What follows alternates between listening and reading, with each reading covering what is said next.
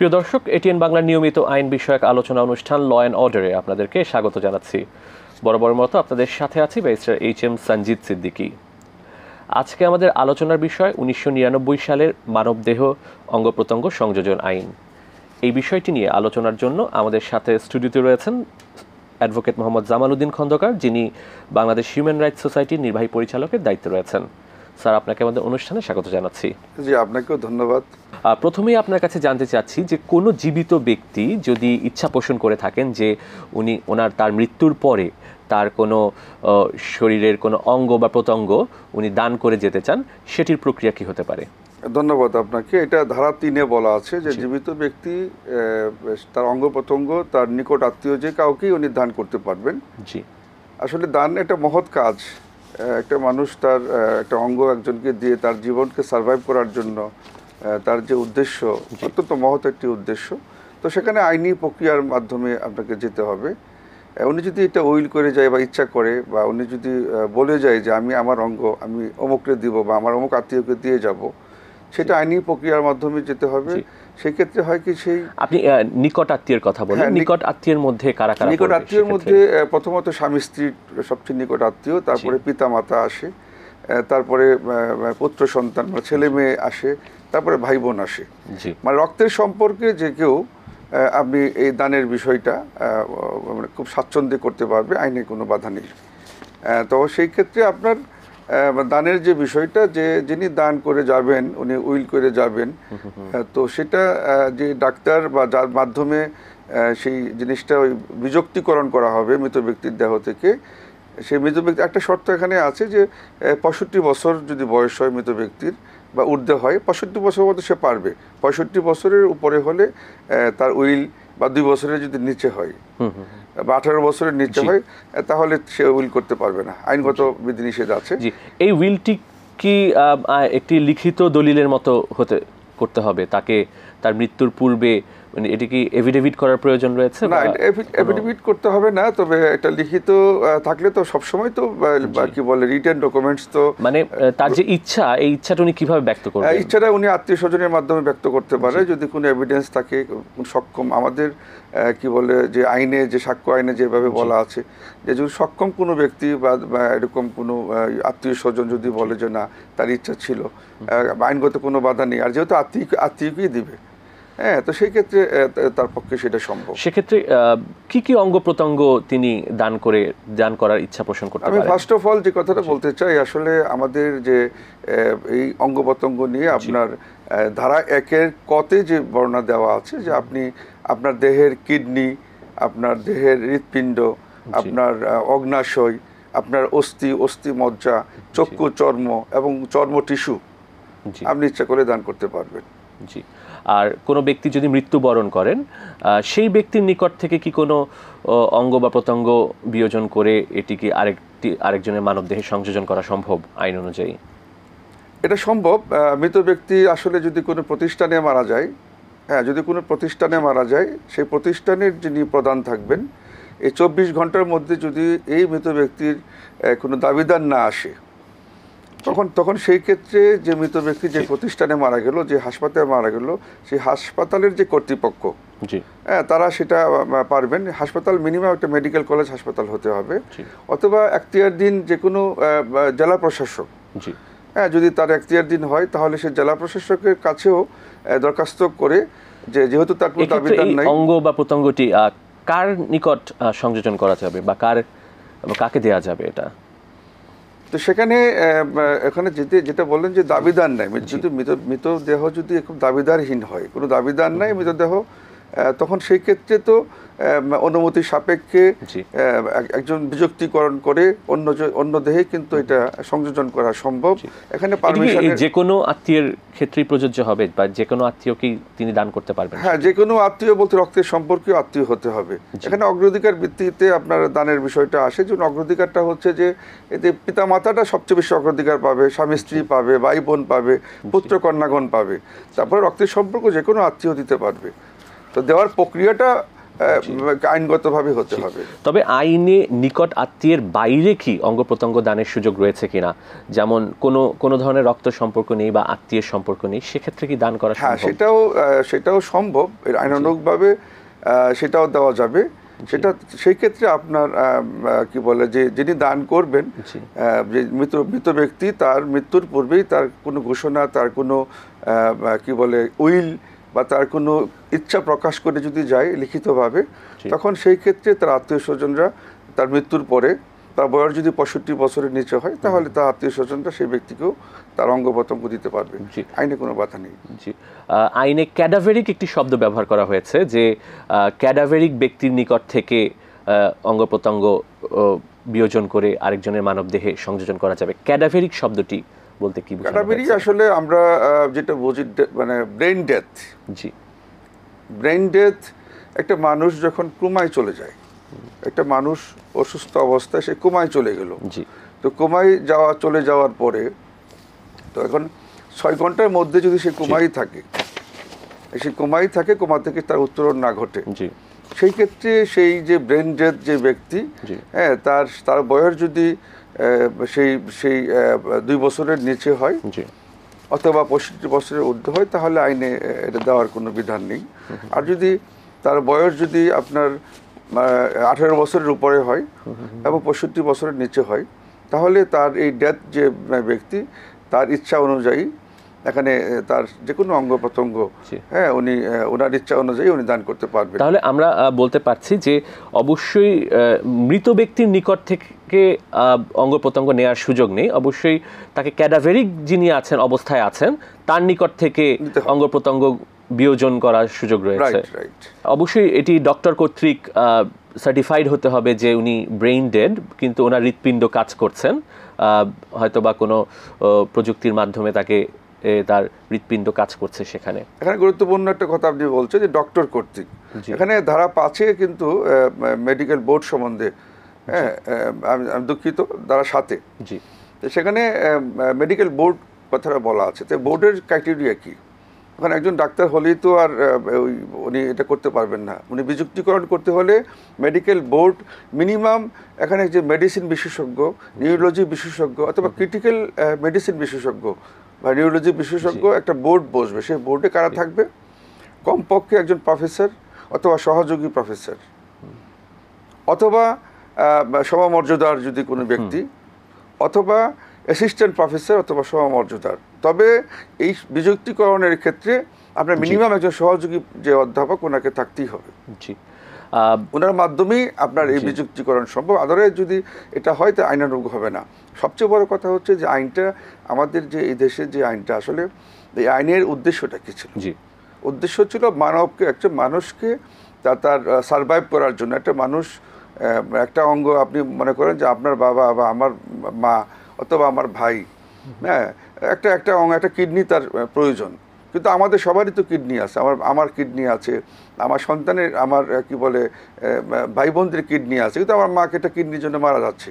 তো আমরা যদি মানে একটা কিডনি মাকে দেই, আমার আরেকটা কিডনি যদি আসলে হয় কি, যেখানে কি দেখবে, আইন বলছে যে না, আমার কিডনি বিযুক্তিকরণ করার পরে যদি আমার জীবন আশঙ্কাজনক হয়ে যায়, আমার জীবন বিপন্ন হয়, বা আমার জীবনকে আমি কি বলে যে অসুস্থতার কারণে বা এই কিডনি দেওয়ার কারণে আমি একটা মৃত্যু ঝুঁকিতে থাকবো, সংকটাপন্ন হব, সেই ক্ষেত্রে ডক্টর আমাকে তো আসলে একজন ডাক্তারের কাছে আমাকে নিয়ে আসবে, উনি আমাকে অ্যাসেস করবে বিভিন্ন পরীক্ষা নিরীক্ষার মাধ্যমে। দেন উনি এটাকে নিশ্চিত করবে যে না, একটা কিডনি দেওয়ার পরে বা আদার যে কিডনিটা আছে, একটা মানুষের 2টো কিডনি থাকে, ওই কিডনিটা যদি সচ্ছল আছে কিনা, অনেকে একটাও থাকে। এই জন্য তো কিডনি হুট করে দেওয়া যাবে না। এটা এই যে বললেন না, টেস্টের মাধ্যমে। তো মেডিকেল বোর্ডের দায়িত্ব হচ্ছে এগুলি সমস্ত নিরূপণ করে, যদি মনে হয় যে আমার একটা কিডনি 100% ওকে আছে, তাহলে আমার নিকট আত্মীয়, আমি অসুস্থ হলে বা আমার যদি অন্য কিডনি ড্যামেজ থাকে, তাহলে আমি যত আত্মীয় হোক না কেন, আইনগতভাবে, আইনানুগভাবে একটা মানুষকে বাঁচাই থেকে আরেকটা মানুষের জীবন তো বিপন্ন করা যাবে না। এটা উদ্দেশ্যই হচ্ছে এই আইনটা 1999 সালের যে অঙ্গ প্রত্যঙ্গ যে সংযোজন যে আইন, সেই আইনের উদ্দেশ্যটাই হচ্ছে যে অঙ্গ প্রত্যঙ্গ, আমার যে অঙ্গ প্রত্যঙ্গ আছে, সেই অঙ্গ প্রত্যঙ্গ কী করবে, তারা সংযোজন করবে, সংরক্ষণ করবে এবং আইনানুগভাবে এটার প্রয়োগ নিশ্চিত করবে। জি, এখন আপনি আইনের মধ্য থেকেই আপনাকে কাজগুলি করতে হবে। তা আমাদের হয় কি যে আমরা অতি সম্প্রতি, আপনি হয়তো জানেন যে মিডিয়া কভারেজ করেছে, সমস্ত দেশে এই বিষয়টা এখন ভাইরাল, যে বরিশালের এই 1 মাস আগের ঘটনা, আমাদের যে পিজি হাসপাতাল, সেখানে তার বাবাকে সে কিডনি দিয়েছে এবং অ্যাফিডেভিট আছে এবং আইনগতভাবে এখানে আসলে কিডনি দেওয়ার আগে আমি যে কিডনি দিব সেখানে সমস্ত কিছু, আমার বায়োগ্রাফি, আমার ভাই বোন কয়জন এবং এদের এভিডেন্স কতজন আছে, সমস্ত কিছু এভিডেন্স নেওয়ার পরেই কিন্তু কিডনি দেওয়ার জন্য আমি উপযুক্ত হব। এই ভদ্রলোক কিডনি দেওয়ার পরে সে বরিশাল গেল, যাওয়ার পরে 6 মাসের মধ্যেই মারা গেল। তখন তার ভাইরা অ্যাসেসমেন্ট করলো, হুট করে সুস্থ মানুষ কেন মারা গেল? তখন তারা দেখলো টেস্ট করে, তারা একটা কিডনি নাই, তখন ওই কিডনিটাও ড্যামেজ ছিল, সে কারণে সে মারা গিয়েছে। তখন তারা ওই পিজি হাসপাতালে আসলো, রেজিস্টার, যেটা আপনি দেখবেন যে ধারা 8-এ বোধহয় বলা আছে। তো এখানে রেজিস্টার দায়িত্ব কি?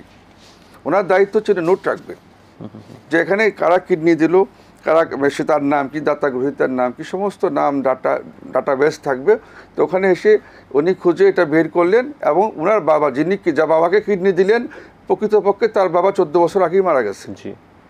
14 বছর আগে যে তথ্য গোপন করে যে এটা একটা ফৌজদারি অপরাধ। এই তথ্য গোপন করে, এই অপরাধের সাথে আমি মনে করি যে এখানে একটা বোর্ড আছে, বোর্ডের দায়িত্ব হচ্ছে কি, এখানে যে প্রসঙ্গটি চলে আসে, আইনে কিন্তু বলা রয়েছে যে জীবিত কোনো ব্যক্তি তার নিকটাত্মীয় ব্যতীত অন্য কাউকে অঙ্গ প্রত্যঙ্গ দান করতে পারবেন না। তাহলে যেটা হচ্ছে আইনের যে এই যে এখানে যে নিকট আত্মীয়ের ব্যত্যয় ঘটেছে, হ্যাঁ, নিকট আত্মীয়ের যে বিষয়টি, যে রেস্ট্রিকশনটি দেওয়া আছে, এই রেস্ট্রিকশনের বাইরে গিয়ে কিন্তু কেউ তার অঙ্গ প্রত্যঙ্গ জীবিত অবস্থায় দান করতে পারছেন না। সেক্ষেত্রে তো কি করণীয় রয়েছে, বা এক্ষেত্রে কি আইনের কি কোনো সংশোধন প্রয়োজন রয়েছে কিনা? কারণ আসলে আমি বলি আপনাকে, আমি যদি আমার বন্ধুকে দান করতে চাই, এই আইন অনুযায়ী আমি কিন্তু সেটি পারছি না, কারণ সে আমার নিকট আত্মীয়ের সংজ্ঞার মধ্যে পড়ে না। জি, এটা আমি মৃত্যুর পরে পারবো, আমার জীবিত অবস্থায় পারবো না। জি, যে আসলে এখানে দুইটা বিষয়, তো জীবিত অবস্থার দাতা গ্রহীতার যোগ্যতা অযোগ্যতা, এবং আমার মৃত্যুর পরে, তখন আমি যদি মৃত্যুর পরে কিন্তু আমি আমার বন্ধুকে পারবো, কিন্তু জীবিত অবস্থায় পারবো না।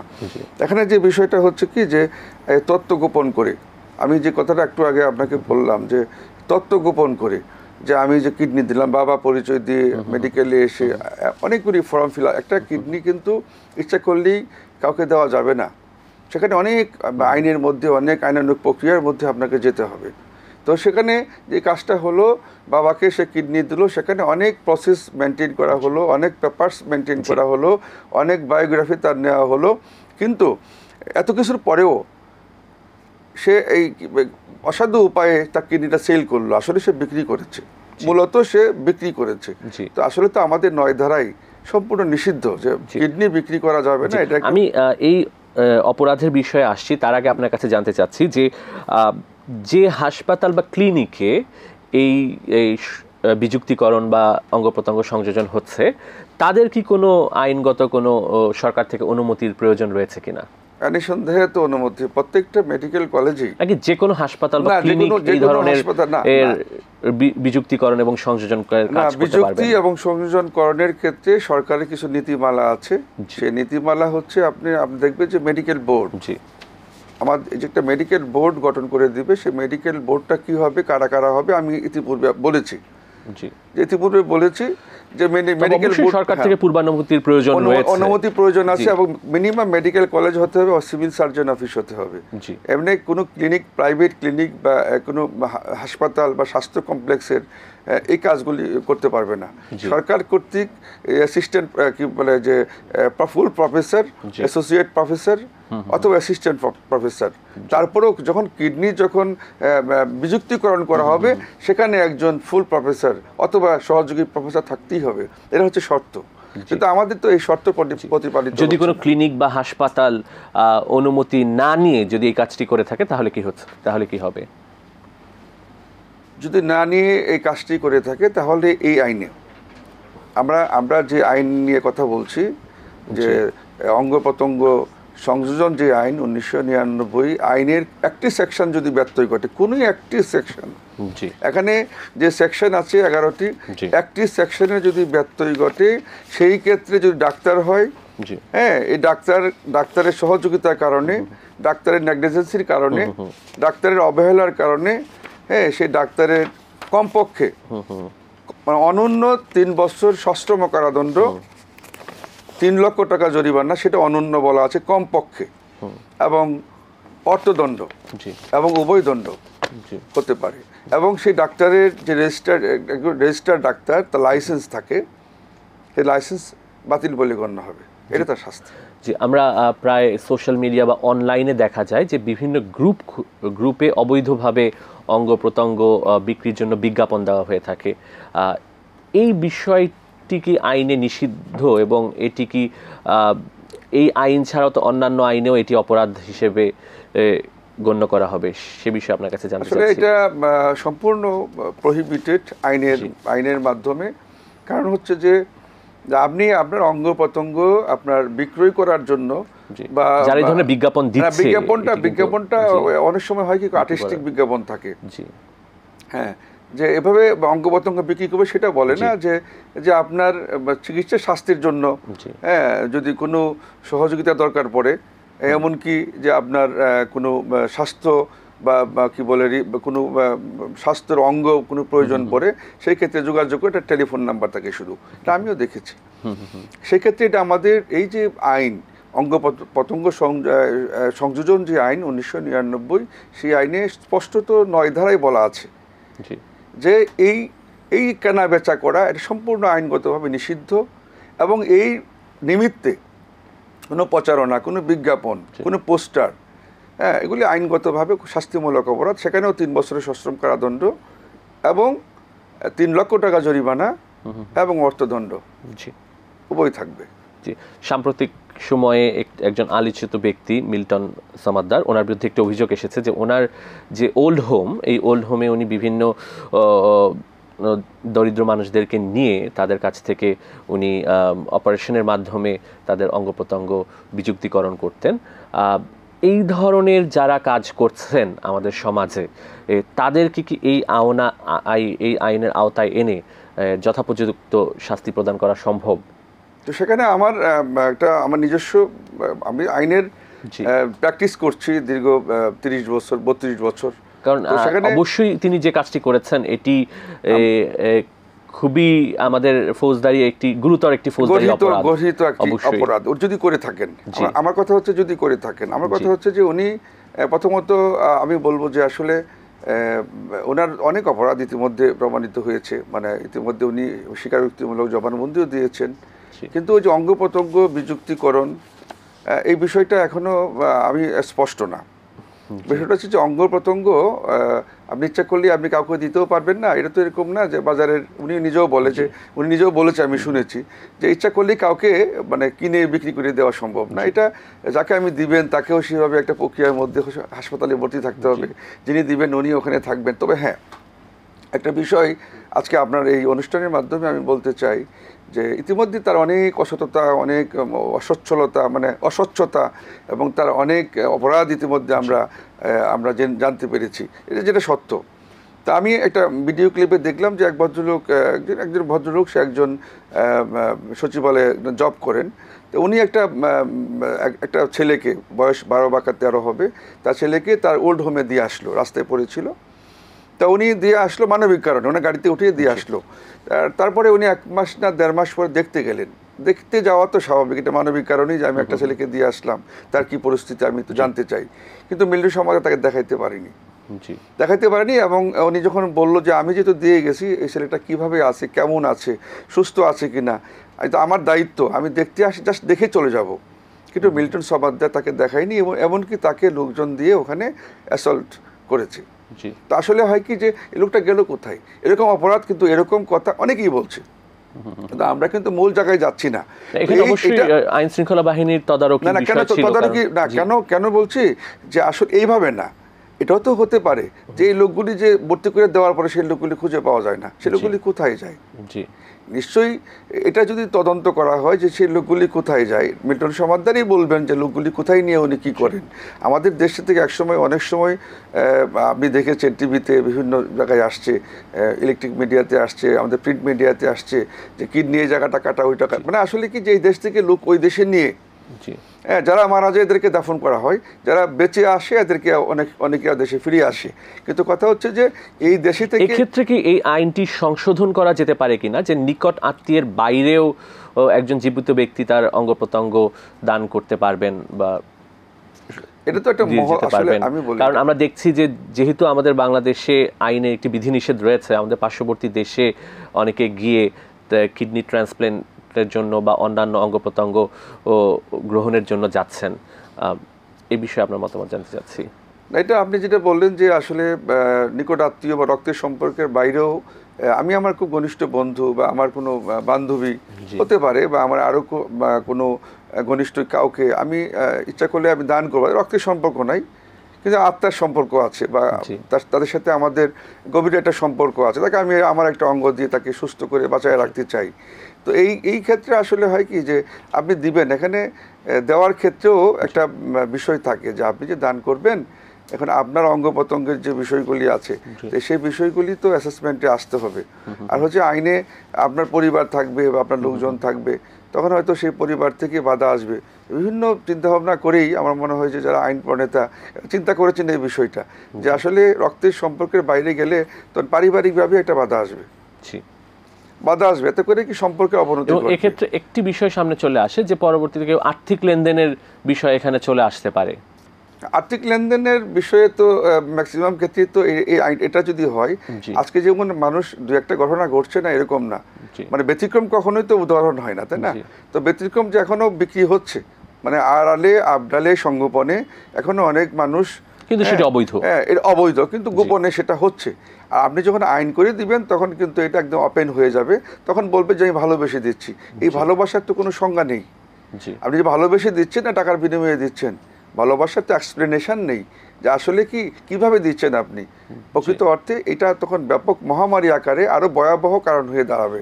কারণ আমাদের দেশের অনেক মানুষ বেকার আছে, জরাগ্রস্ত আছে, অনেক মানুষ অনেক ফ্রাস্ট্রেশনে ভুগতেছে। তখন তারা হয় কি যে একটা মাদকাসক্ত ব্যক্তিরা যারা মাদকের অর্থের জন্য তাদের অঙ্গ প্রত্যঙ্গ অনেক মাদকাসক্ত বাদ দেন আপনি, অনেক বেকার আমাদের আনএমপ্লয়মেন্ট, অনেক বেকার যুবক আছে যারা আজকে হতাশায় চাকরি পাচ্ছে না, ভয়াবহ পরিস্থিতি। তখন তারা কি করবে? তারা যদি মনে করে একটা কিডনি বিক্রি করলে আমি 20 লাখ টাকা পাই, তো 20 লাখ টাকা ব্যবসা করতে পারবো, এই যে ভয়াবহতা হবে। তো সেই ক্ষেত্রে এটা রোধ করা আমি মনে করি মানবিক একটা বিপর্যয় ঘটে যাবে। তো বিপর্যয় থেকে পরিত্রাণ করার জন্যই বোধহয় এই সেকশনটি আমার মনে হয় যে এই ক্ষেত্রে প্রযোজ্য না। জি, একজন শিশু বা যিনি 18 বছরের নিচে তিনি কি তার কোনো অঙ্গ প্রত্যঙ্গ আরেকজনকে দান করতে পারবেন? সেক্ষেত্রে আপনার অনেক ক্ষেত্রে আমরা দেখি বোন ম্যারো দেওয়া হচ্ছে, সেটা হয় কি যে যেখানে ওই যে আপনার সেকশন আমি যেটা বললাম যে সেকশন আমাদের যে ধারা যে কথা বর্ণনা করলাম সেই বর্ণনার মধ্যেই বলা আছে যে কারা পারবে কারা পারবে না। সেখানে যে 18 বছরের কথা বলা আছে যে 18 বছরের উপরে হলেই আত্মীয় স্বজনের মধ্যে পারবে, 65 বছরের উপর হলে পারবে না, আবার 18 বছর নিচে হলেও পারবে না। তো এখানে একটা বলা আছে যে নিউবর্ন, হ্যাঁ নিউবর্ন যেটা রিজেনারেটিভ যে কথাটা বলা আছে যে যেটা আবার বৃদ্ধি হয় টিস্যু, আপনার দেহের টিস্যু, সেটা আপনি যদি ভাই বোনের ক্ষেত্রে যদি দাতা গৃহীত আপন ভাই বোন হয় সেক্ষেত্রে রিজেনারেটিভ যে টিস্যু আছে যে টিস্যুটা আবার বর্ন হবে, আবার বৃদ্ধি পাবে, সেটা ভাই বোনকে দিতে পারবে। সেক্ষেত্রে আইনগত কোনো বাধা নেই। তবে এখানে আরেকটা কথা মানে আমি পরিধানযোগ্য যে আসলে হয় কি যে এই যে আপনি আপনার অঙ্গ প্রত্যঙ্গ আপনি বিযুক্তিকরণের জন্য আপনি যে প্রক্রিয়ায় গেলেন সেই প্রক্রিয়াটা স্বচ্ছ হতে হবে। স্বচ্ছ কি হতে হবে যে এই স্বচ্ছতার জন্য আমাদের মেডিকেল বোর্ড করে দিয়েছে, সেই মেডিকেল বোর্ডের দায়িত্বগুলি যদি সঠিকভাবে প্রতিপালিত হয় এবং যদি আপনার এই যে আপনি একটু আগে আপনি বলছিলেন যে ম্যাক্সিমাম ক্ষেত্রে রেজাল্ট আসে, ভালো রেজাল্ট আসে না। একটা মানুষ তো আসলে কিডনি নিয়ে এসে বাঁচতে চায়, তো সুস্থ জীবনযাপনের জন্যই সে কিডনি তার দেহে সংযোজন করেন, কিন্তু আমাদের দেশে ম্যাক্সিমাম ক্ষেত্রেই এর রেজাল্ট অত্যন্ত বিরূপ রেজাল্ট, খুব ভালো আমরা পাচ্ছি না। সেটা কারণ হচ্ছে কি যে আসলে এটা প্রযুক্তিগত কারণ আছে, এখানে আপনার যে হিমোগ্লোবিনের বিষয় আছে, আপনার যে হরমোনের বিষয় আছে, এই হরমোন হিমোগ্লোবিন আপনার রক্তের যে চাপ সেই বিষয়গুলি আপনাকে দেখে তারপর, যেমন আপনার হেপাটাইটিস বি থাকলে আপনি পারবেন না, HSV ভাইরাস থাকলে আপনি দিতে পারবেন না, আপনার যদি হাইপার টেনশন থাকে বা আপনি যদি ইনসুলিন যোগ্য একজন ডায়াবেটিসের রোগী হন, আপনি দিতে পারবেন না। তো হয় কি যে এই যে বিভিন্ন রোগে আক্রান্ত, যার কন্টেজিয়াস ডিজিজ, যেটা মানে ছোঁয়াচে চর্মরোগ, যে চর্মের মাধ্যমে আপনার অন্য কোনো একটা বড় ডিজিজে আপনি এবং যিনি যেতে পারেন, গ্রহণ করছেন তাকেও অনেক সতর্কতা অবলম্বন করতে হবে যে আমি কার কাছ থেকে এটি নিচ্ছি। হ্যাঁ, যে কন্টেজিয়াস বললাম, যে ছোঁয়াচে যে বিষয়টা আছে, আজকে আপনি আমার দেহে একটা HSV ভাইরাস আছে, কিন্তু আপনি কি করলেন যে আমার ব্লাড, আপনি কিন্তু আইনগতভাবে তো বলা আছে যে না, এদের ব্লাড নেওয়া যাবে না। হ্যাঁ, এখানে আপনার বি ভাইরাস আছে বা আমার এমন ডিজিজ আছে যে ডিজিজের কারণে আমার মৃত্যু হতে পারে এবং আপনার মৃত্যুকে ত্বরান্বিত করতে পারে। সেই ক্ষেত্রে তো আমি আমার এই রক্ত বা আমার এই অঙ্গ প্রত্যঙ্গ আপনার দেহে কোনো কাজে আসবে না। সেই ক্ষেত্রে আইন বলছে যে না, এই সমস্ত ব্যক্তিদের আগে টেস্ট করতে হবে, আইনি প্রক্রিয়ার মাধ্যমে নিতে হলে টেস্টের বিকল্প নেই, এই সমস্ত নিরূপণ করে অ্যাসেসমেন্ট করি তারপরে নেওয়া সম্ভব। জি স্যার, আপনাকে অনেক ধন্যবাদ স্টুডিওতে এসে আমাদেরকে সময় দেওয়ার জন্য। আপনাকে অনেক ধন্যবাদ আমাকে আমন্ত্রণ করার জন্য এবং নেপথ্যে যারা কাজ করছেন তাদের জন্য এবং আমার ATN দর্শকের জন্য ধন্যবাদ সবাইকে। প্রিয় দর্শক, আমরা অনুষ্ঠানের শেষ পর্যায়ে চলে এসেছি। আপনাদের মূল্যবান মতামত বা পরামর্শ আমাদের কাছে চিঠি লিখে জানাতে পারেন এই ঠিকানায়। পরিচালক, law and order, ATN Bangla, ওয়াসা ভবন, 2য় তলা, 98 কাজী নজরুল ইসলাম অ্যাভিনিউ, কারওয়ান বাজার, ঢাকা 1215। তাছাড়াও আমাদের কাছে ইমেইল করতে পারেন l.orderatn@gmail.com। আগামী পর্বে আইনের নতুন কোনো বিষয় নিয়ে নতুন কোনো অতিথির সাথে আপনাদের সামনে উপস্থিত হচ্ছি। সে পর্যন্ত ভালো থাকুন। খোদা হাফেজ।